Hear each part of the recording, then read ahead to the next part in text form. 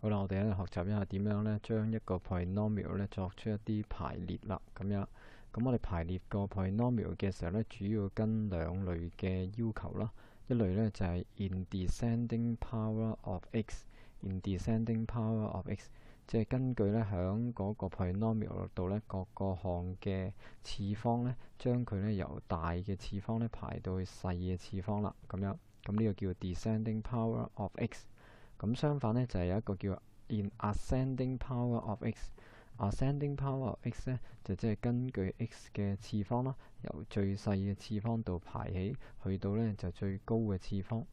咁呢兩個字咧唔好撈亂啦。大家見到個 ascending 嗰個字咧 A 字頭開始嘅，而個 A 咧就好似一個箭嘴嘅向上嘅部分。咁所以咧就大家見到 ascending order 咧應該係指個 power 咧係由細去到大啦。咁而 descending power 咧就係由大嘅次方咧去到細嘅次方啦。咁喺處理呢個問題嘅時候咧，我哋首先咧要辨認到喺個 polynomial 度咧各個項嘅次方係幾多先咯。咁用翻呢一個例子去睇嘅時候咧，咁大家睇到咧就係話嗰個 polynomial 咧係有 x 二次方啦，跟住咧亦都有 x 嘅七次方，咁就有一次方啦、四次方啦、三次方，同埋呢個 constant term 咧就會係零次方噶。咁我哋睇到嗰個次方之後咧，我哋就可以將嗰啲項咧就移去左手邊先啦。咁如果係跟 descending power of x 嘅話咧，我哋首先會表述嗰個高次方先嘅。咁嗰個 x 七次方咧係連埋係有負六 x 七次方啦，即係欠人六個 x 七次方嘅。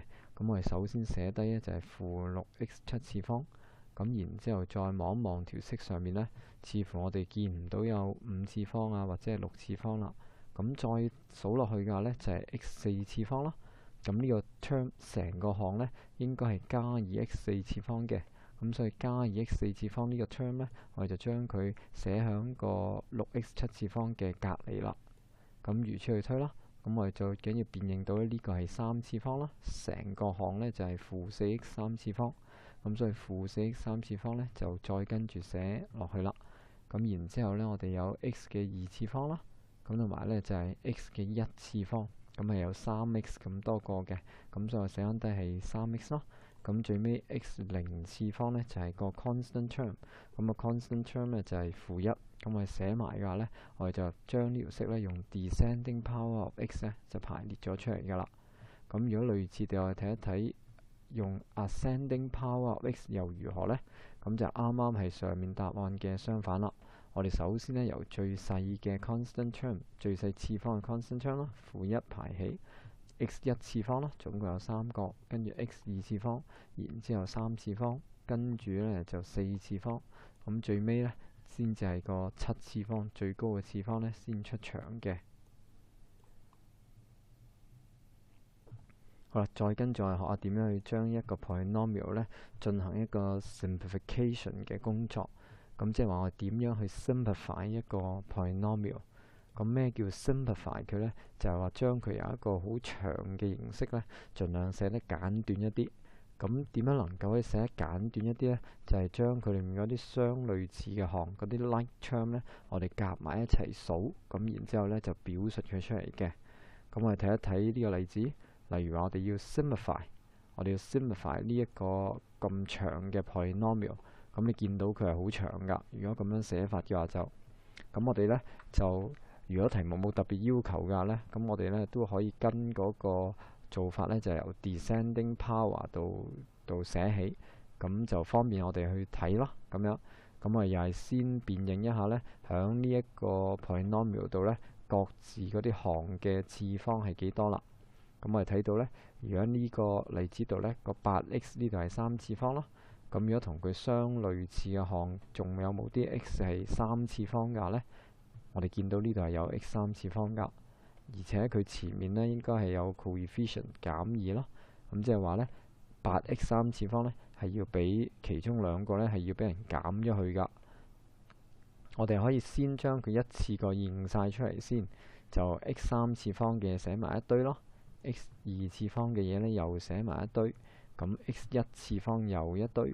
咁最尾啲 constant term 都可以放埋一齊，如果我哋係熟習嗰個運算嘅話呢，甚至乎呢，我哋可以直接呢，就由第一步嘅題目度呢，直接寫個答案出嚟啦。就係你見到，如果我哋將嗰啲相類似嘅項放埋一齊嘅時候呢，我哋一齊數嗰啲項嘅呢，分別呢就會有6x 三次方啦。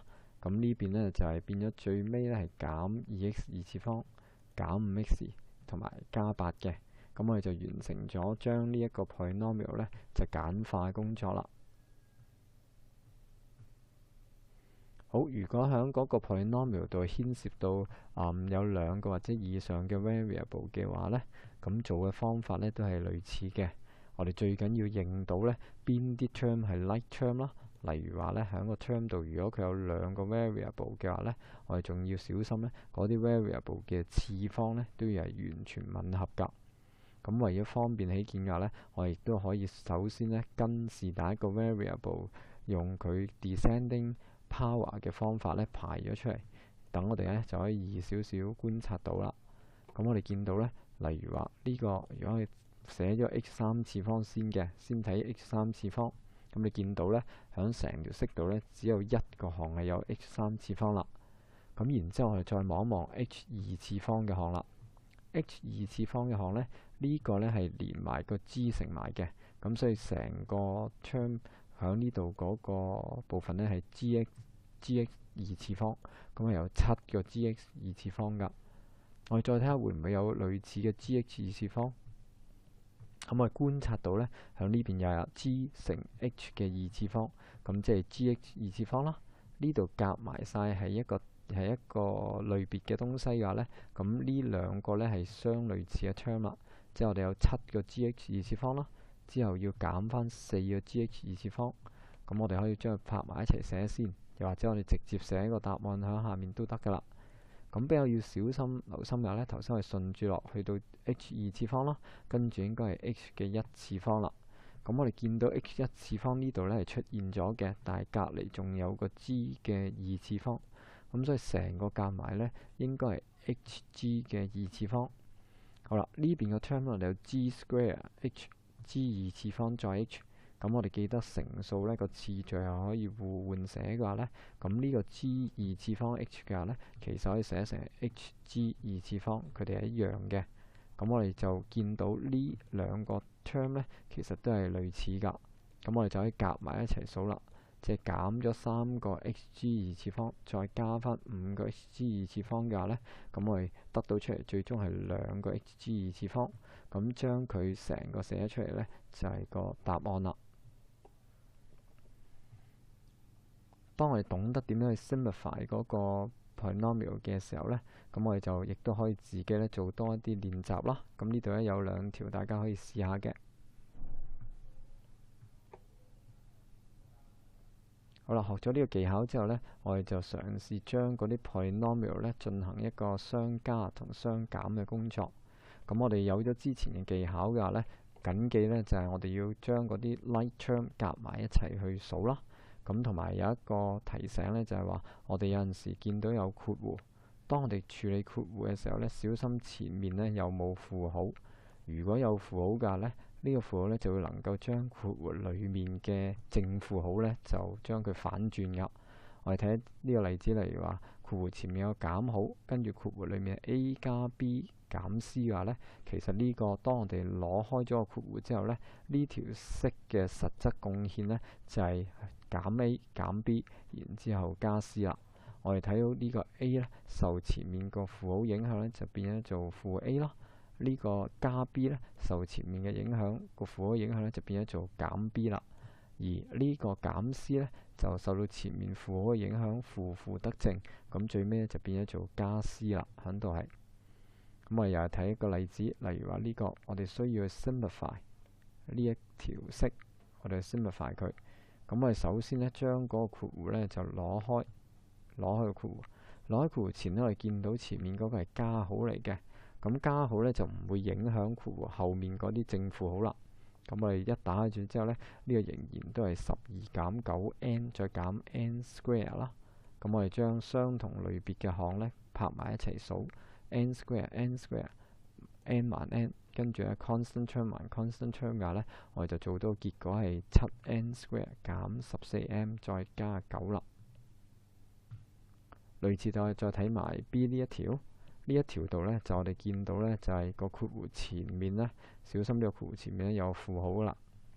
咁正如頭先所講啦，當我哋打開個括弧嘅話咧，括弧裡面嘅項嘅正負號咧係會俾佢顛覆咗㗎。咁咧就會我哋一打開咗之後，呢個4m 二次方咧受前面影響就變咗做減4m 二次方啦。呢個減 m 咧受前面個負號影響咧就變咗做加 m。呢個加3咧，於是咧就變咗做減3啦。咁只要小心呢一步唔好錯㗎咧，咁跟住咧，我哋又用翻之前學嘅方法，將相類似嘅項咧，大家一齊數啦。咁樣，咁你就會發覺咧，就係得出嚟個答案咧，就係做到呢一個負 m 二次減3m 再減5啦。